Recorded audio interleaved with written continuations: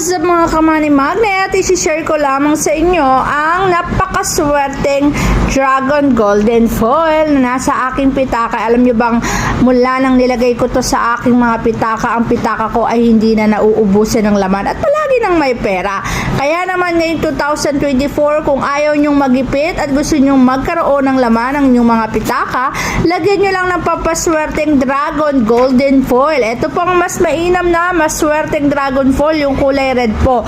Kasi ngayong 2024, year of the wood dragon tayo at meron po tong dragon, kaya napakaswerte, plus kulay red po to. Dahil po ang swerteng kulay sa 2024 ay red. Kaya red dragon po at meron po tayo niya. Nasa comment, i-click nyo lamang po yung link at ilalagay lamang po ito sa wallet. Kahit anong kulay ng wallet ay effective po ang Dragon Foil na to para ang wallet nyo ay laging may laman at hindi